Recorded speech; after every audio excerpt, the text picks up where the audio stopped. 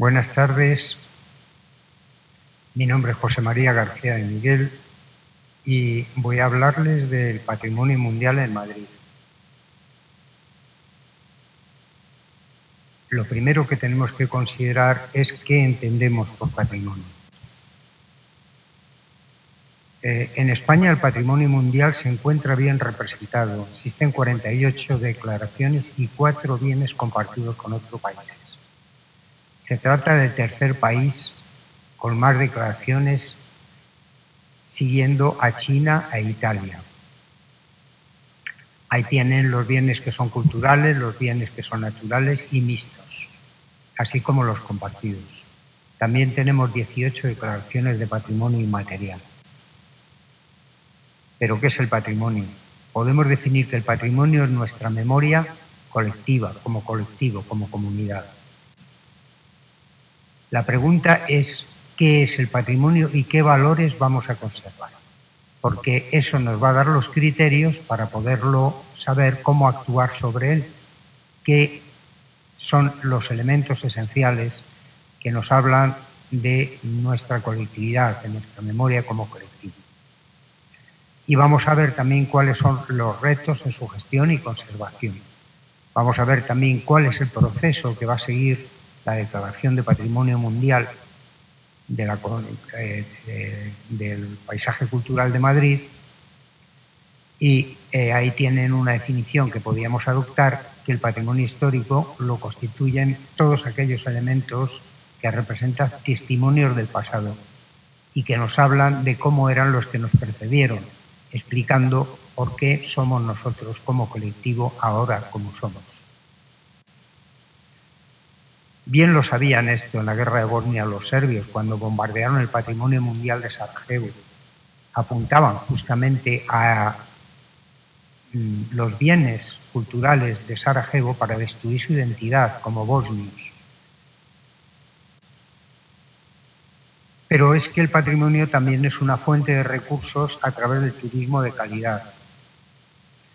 En España el turismo de sol y playa mantiene fuertes retos en el área mediterránea. Tenemos competencia con el norte de África, que tiene tanto sol y playa como nosotros, aunque en este momento su situación de conflicto hace que no sean una competencia definitiva. Pero en cambio hay pocos países que tengan una concentración de patrimonio cultural y natural como es el nuestro. Y esto es un bien que tenemos que recuperar, que tenemos que conservar y que tenemos que poner en valor. El concepto de patrimonio como tal no existía antes de que el hombre se preguntara por su origen y raíces. En los tiempos antiguos había una visión estática del mundo proporcionada por las creencias religiosas. Así que el hombre se hacía pocas preguntas acerca de por qué era, cómo era y de dónde venía. Con el humanismo del Renacimiento, estas preguntas empiezan a surgir en nuestra memoria. Así que es a partir del Renacimiento cuando el hombre se mira a sí mismo y se pregunta sobre su origen. Ello le hace buscar los testimonios del pasado, cómo eran los que nos precedieron, en qué manera nos pueden explicar cómo somos nosotros ahora.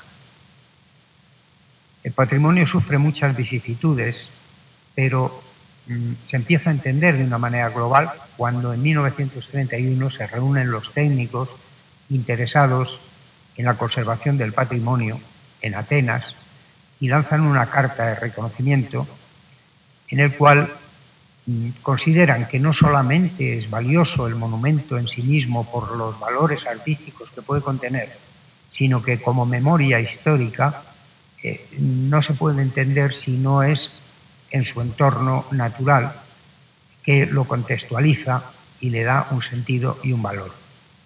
Así que recomiendan que la conservación del patrimonio no sea exclusivamente de monumentos que embellezcan las ciudades, sino que estos rastros del pasado se conserven en su integridad. Esta idea se refuerza posteriormente con la Carta de Venecia en 1964 y con la creación de ICOMOS en 1965.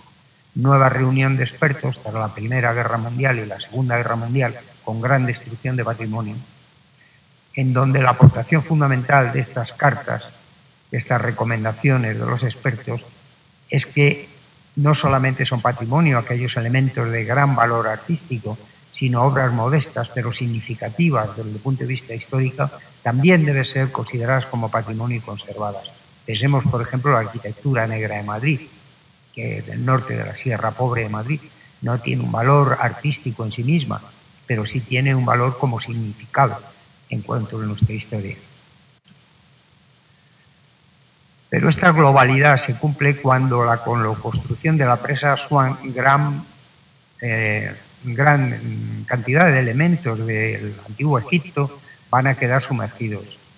Entonces, ICOMOS, que se crea, como hemos dicho, el ICOMOS es el International Council of Monuments Sites, es una reunión de expertos, los mismos que se reunieron en la Carta de Venecia que hemos citado y que deciden constituirse en asociación un año después.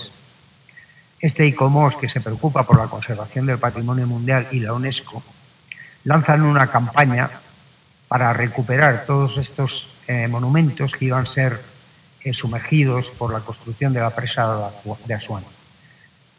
Participaron en esta campaña 50 países, aportando cerca de 80 millones de dólares para recuperar estos monumentos. El Templo de Bod que tenemos en Madrid es uno de los recuperados y es un regalo que nos hizo Egipto en agradecimiento por la recuperación de este patrimonio y la participación de España en el mismo. Todo esto dio origen a que posteriormente, en 1972, la UNESCO adoptara este criterio de conservación global de los monumentos con la creación de la Convención del Patrimonio Mundial, en la cual participan voluntariamente los países que así lo deseen. Y esta Convención del Patrimonio Mundial crea la lista del patrimonio mundial. Son bienes que van a integrar esta lista y que se consideran que pertenecen a toda la humanidad, aunque el gestor sea un país en concreto. Este país se compromete a conservarlo para el resto de la humanidad al incluirlo en la lista del Patrimonio Mundial de la UNESCO. Desde entonces, el concepto de patrimonio ha ido evolucionando del monumento, como hemos visto, al contexto, al entorno que le da sentido y al sistema en el cual se encuadra. Ahí surge, por ejemplo, la idea del Camino de Santiago, que agrupa elementos patrimoniales individuales de valor, pero que no tiene una significación completa por sí mismos, sino como el conjunto de esta ruta jacobea.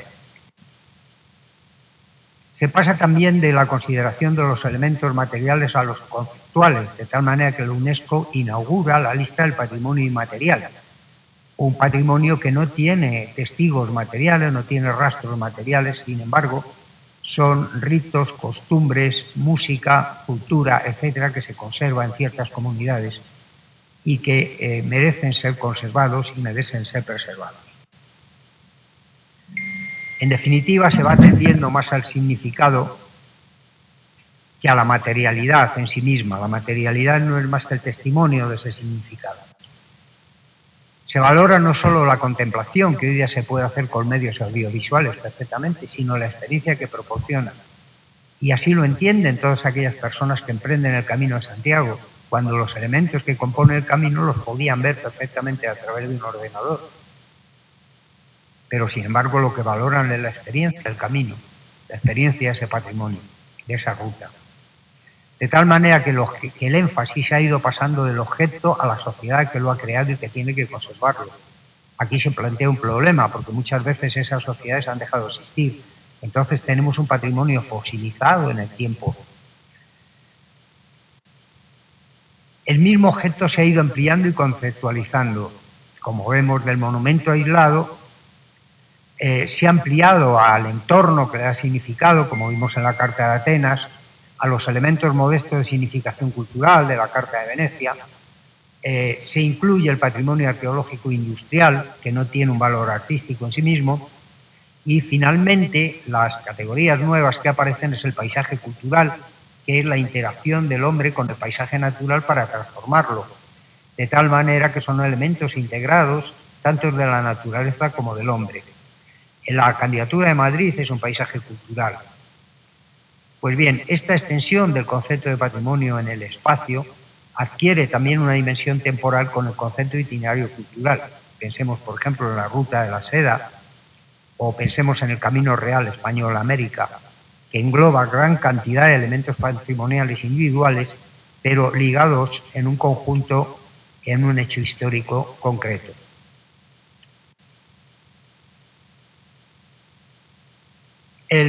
Lo que se presenta en Madrid es un paisaje cultural de valor excepcional.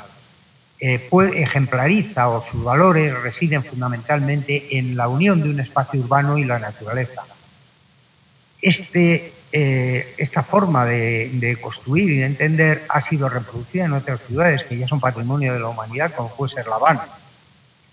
También el desarrollo de las artes, y no solamente de las artes, sino que se incluyen aquí las ciencias, con una intención pedagógica, una intención didáctica. Por eso se crea, por ejemplo, el botánico, ¿no? El Paseo del Prado es el primer arbolado. Este paseo era usado por los madrileños desde el siglo XV y fue arbolado y, digamos, cuidado o atendido por Felipe V, por Felipe II. Pero es con Carlos III cuando adquiere su mayor presencia y significación. Pues bien, en este entorno del Paseo del Prado coinciden gran cantidad de instituciones dedicadas a las artes y a las ciencias, a la economía, incluso al ejército, ¿no? Tenemos el Paseo del Prado, el Museo de Pintura, Cibeles, Neptuno, Casón del Buen Retiro, los Jerónimos, Salón de Reinos, y toda esa lista que aparece ahí. Por citar algunos, simplemente. ¿Cómo va a evolucionar la candidatura? ¿Dónde está la candidatura en estos momentos? ¿Cómo se hace una candidatura? Pues esta candidatura del Paseo del Prado y el Buen Retiro, paisaje de las artes y las ciencias, que así se denomina, el primer paso que debe dar es la inclusión en la lista tentativa del país, que ya se hizo. Esta lista tentativa es una lista que exige la UNESCO a los países de bienes que en el futuro podrían presentarse a la candidatura, aparte de formar parte de la lista del patrimonio mundial.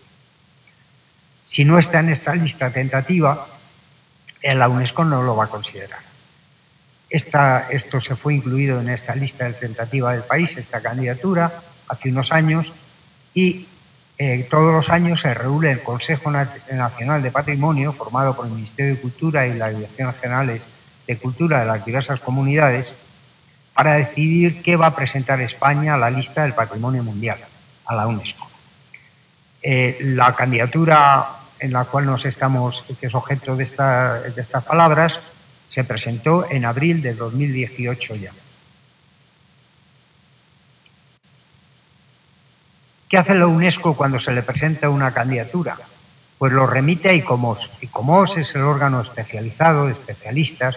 La UNESCO son diplomáticos y políticos y no tienen por qué entender de patrimonio. Por eso lo remite a ICOMOS, que es el organismo que como experto va a asesorar a la UNESCO. ¿Y qué hace ICOMOS cuando le llega una candidatura? Pues lo primero, envía un evaluador en la zona. Yo he sido evaluador para candidaturas de otros países, y este evaluador hace un informe en base a lo que ve en el sitio, ¿no? Se puede entrevistar con las autoridades, se puede entrevistar con las asociaciones civiles interesadas en el patrimonio o afectadas por la declaración, visita los lugares y emite un informe que lo envía a un buró de especialistas de ICOMOS en paisaje cultural, en este caso el paisaje cultural. Entonces, con el informe del evaluador y el informe y la información bibliográfica que existe sobre el tema, la consideración con otros lugares que podrían ser bienes de una significación parecida, por ejemplo, cuando se declaró el puente colgante de Bilbao, se comparó también con el Templo de la Boca en Argentina, con el Puente de la Boca en Argentina, o con el Puente de Brooklyn, y de esta comparación surge un informe, una recomendación que hace ICOMOS al Comité del Patrimonio Mundial. El Comité del Patrimonio Mundial está formado por más de 20 países, ya están allí representados, son diplomáticos, como digo, y políticos, y entonces deciden o no incluir esta candidatura en la lista del Patrimonio Mundial. Y pueden tomar varias decisiones. Una, incluirlo directamente.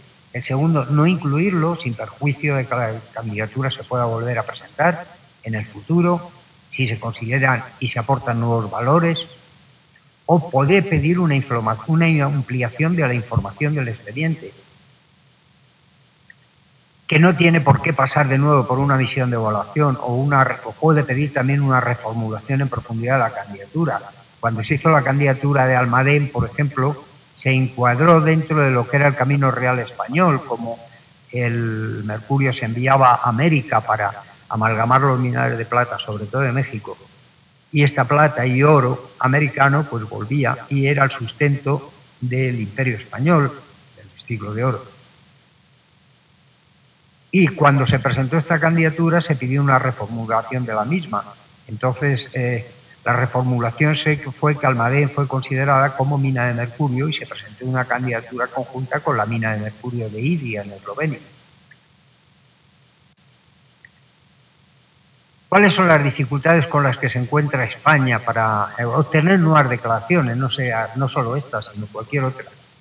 El que la UNESCO valora nada más 35 candidaturas en el mundo cada año y da prioridad a países con escasas declaraciones, a los que tienen pocas declaraciones, y a países que tienen poco desarrollo económico como un impulso para aumentar o enriquecer, para aumentar la riqueza de estos países. A mi modo de ver es una postura un tanto injusta, porque España, por ejemplo, tenemos mucho patrimonio cultural, pero no tenemos petróleo. Otros países tienen petróleo y no tienen tanto patrimonio cultural. Entonces, decir que porque ya tenemos muchas declaraciones será porque tenemos muchos elementos culturales, pero no tenemos petróleo. Los otros tienen petróleo y no lo van a compartir con nosotros, simplemente porque nosotros no lo tengamos. Como hemos dicho, pues España es el tercer país con más declaraciones en la lista del Patrimonio Mundial y esto es un indicativo, indudablemente. Por otra parte, la declaración va a ser importante para Madrid, no cabe la menor duda, ¿no? Es una operación de prestigio para la ciudad y también puede reforzar el atractivo turístico que tiene Madrid. No obstante, el posible impacto económico podría diluirse en una ciudad que sin estar en la lista ya despierta un gran interés. Es decir, Madrid ya tiene un interés por sí mismo, un interés turístico por sí mismo, sin necesidad de esta declaración. Indudablemente que esta declaración lo reforzaría. Y se trata de la única capital europea que no tiene una declaración de patrimonio. Pero después de solicitar y conseguir una declaración de patrimonio mundial, hay que conservarlo y hay que gestionarlo. Y España, con tantas declaraciones, pues ha tenido muchos problemas también en la gestión de su patrimonio. Nada más aquí, que en el corto tiempo que tenemos, vamos a exponer 2 o 3 problemas, los más importantes. Lo primero es responder la pregunta, ¿es compatible la conservación del patrimonio con la necesidad de desarrollo de la sociedad actual? Primero está la presión especulativa de las ciudades, que tiende a ocupar espacio por estos intereses económicos y que no entiende muy bien, no se puede compatibilizar muy bien con la conservación del patrimonio. Integrar estos 2 elementos debe ser un desafío hacia el futuro, porque una ciudad tampoco, por conservar el patrimonio, puede paralizar su desarrollo. Pero debe ser un desarrollo que no destruya nuestra gallina de los huevos de oro, es decir, lo que constituye una riqueza hacia el futuro. Entonces, la primera pregunta, que es compatible el desarrollo tal, se nos plantea varios problemas en este sentido. El primero es que, por ejemplo, pensemos en un monasterio, ¿no? Hoy día podemos hacer un parador, pero el monasterio alojaba monjes. Hoy día estos monjes ya no existen. Los monjes lo cuidaban, lo conservaban y vivían ahí. Hoy día, si hacemos un parador, pues hay que meter elementos modernos, hay que meter cables para ordenador, hay que poner a lo mejor ascensores, elementos de seguridad, de confortabilidad, etcétera, que implican una destrucción mayor o menor, depende de lo cuidadosa que sea la rehabilitación de ese monasterio antiguo. Entonces, siempre hay un punto ahí de conflicto entre hasta qué punto vamos a intervenir en el patrimonio, hasta qué punto vamos a conservar, hasta qué punto vamos a transformar. Como contrapartida hay que pensar también que un patrimonio que no se conserva, que no se habita, que no se rehabilita, que no se usa, termina destruyéndose simplemente por el paso del tiempo y el descuido. Este es el problema. Si el patrimonio se usa, se degrada. Si se usa, se transforma, lo que hemos dicho. Se pierde autenticidad. También lo hace la oferta que representa frente al turismo cultural. Es decir, es preciso el presentar todos aquellos elementos que lo constituyen como patrimonio y como un lugar diferenciado y un lugar significativo, con la presentación también del confort y la habitabilidad que se requiere hoy día en las condiciones actuales. Por otra parte, también hay otro problema, ya lo hemos aludido, las sociedades que crearon el patrimonio ya no existen, no se han modificado. En Capadocia, por ejemplo, que lo pongo como ejemplo, hay una artesanía de alfarería. Hoy día llevan a los turistas a ver a los alfareros, pero los alfareros ya no viven de la alfarería y de vender los elementos de alfarería, viven del turismo, prácticamente hoy día. Es decir, la sociedad que construyó esta riqueza cultural de la alfarería en Capadocia ha desaparecido, ya se ha modificado, más bien. También el patrimonio se ha utilizado como objeto de consumo, con falta de respeto muchas veces a los valores que representa, ¿no? Es el turismo que Amando de Miguel llamaba de he estado allí. No es turismo interesado en lo que ves, sino hacerse una foto y decirle, Pepe, mira, te mando una foto desde la Gran Muralla. Es el turismo de dejar constancia de que ha estado en la Gran Muralla frente a sus amistades, frente a sus familiares, pero que no está muy interesado en lo que ve, sino en la misma experiencia, que muchas veces puede ser la misma en un elemento patrimonial como en otro sitio. Para gestionar el patrimonio hoy día no podemos considerar un elemento individualizado, sino la escala es el territorio. Hay que conjugar todos estos factores de la compatibilidad, del desarrollo de la sociedad moderna con la conservación de nuestro patrimonio natural y cultural. Y para finalizar, se puede decir que tenemos dos alternativas. Un camino nos lleva a la homogeneidad con la desaparición de la identidad cultural, donde si vamos a China, por ejemplo, a Pekín, vamos a ver la misma arquitectura que en Nueva York o que en Londres. La misma música y los mismos elementos culturales. Este tipo de globalización produce una masificación, aliena a la gente y nos convierte en una globalización homogeneizante y con un empobrecimiento cultural tremendo. Otro camino nos lleva a participar armónicamente en el concierto mundial de nuestra propia identidad cultural, es decir, somos como somos y tenemos que aportar algo a este acervo común, de forma que el dar y recibir todos salgamos de él. Y nada más, muchas gracias por su atención.